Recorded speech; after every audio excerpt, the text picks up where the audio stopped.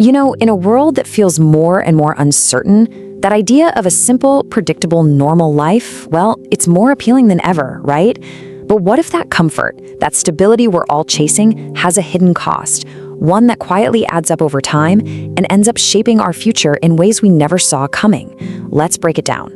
Who doesn't feel that pull? When life feels chaotic, wanting things to be stable it's completely natural. But what if the very predictability we're searching for is actually holding us back in ways we don't even realize? And that's the core idea we're going to unpack here. The comfort we get in exchange for safety. It comes with a price tag. It's not obvious at first, but believe me, it compounds quietly over the years, and it really does shape our future. Okay, so first up, let's talk about the lure of normalcy itself, and really, the price of stability. In most stable careers, your income growth is pretty predictable, right? But it also has a ceiling. You're basically trading those wild swings for a steady, but ultimately limited climb. And here's the fundamental trade-off, laid out plain and simple. Stability, it offers you that nice linear growth, a steady increase over time. But it also does something else. It subtly trains you to be defensive.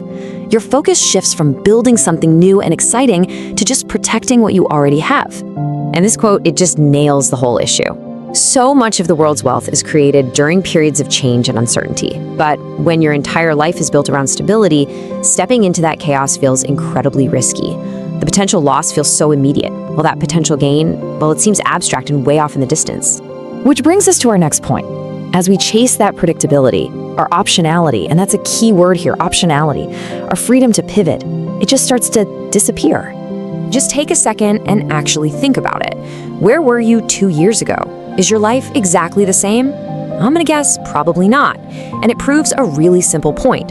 We are terrible at predicting our own futures, yet we plan our lives as if we have a crystal ball. So this is where that concept of optionality becomes so important. It's basically a superpower in a world that's always changing. It's the freedom to pivot, to grab an unexpected opportunity, or to just walk away from something that isn't working, all without your life completely falling apart. So how do we lose this superpower? Well, it's not a big dramatic event. It's a slow, quiet process. First, we anchor ourselves to a predictable paycheck. Then, we start stacking commitments around it. A lease, a car loan, all those subscriptions. Your focus shifts from what you could gain to what you might lose. And slowly but surely, your ability to make a bold move just evaporates. And this leads us to what might be the biggest trap of all, the lifestyle lock-in. And what's really interesting here is that it's not our income that boxes us in. It's actually our spending. I want you to think of your lifestyle as a kind of machine. As your income grows, you build a bigger, more complex machine to support it. A bigger house, a nicer car, fancier vacations.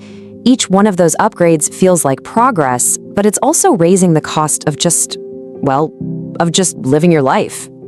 And this chart illustrates that dynamic perfectly. Look at that. As your income rises, your lifestyle costs often rise right alongside it. It's this race you just can't seem to win. You're earning more, but you don't feel any freer because you need more money just to stand still.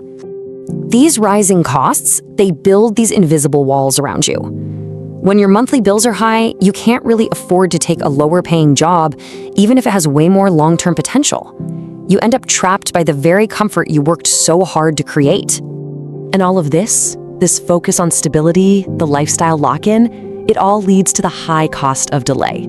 We end up putting off the one thing that truly builds real independence, ownership. This is the path we're all taught, right? Your 20s and 30s are for climbing the corporate ladder. Ownership, well, that's framed as something you do later, once you're settled. But what this does is it pushes your most powerful wealth-building tool to a time when your window for compounding has already gotten a whole lot smaller. The difference here is absolutely fundamental. Income depends on your participation. You trade your time and your work for money. But ownership, that depends on your positioning. You benefit when the asset itself grows, whether you're actively working or not. Income creates stability, sure, but ownership creates true independence. And this brings us to the final and maybe the most important hidden cost of all.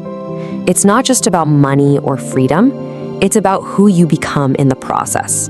So the question is, are you a builder or are you a maintainer? Just think about it for a second.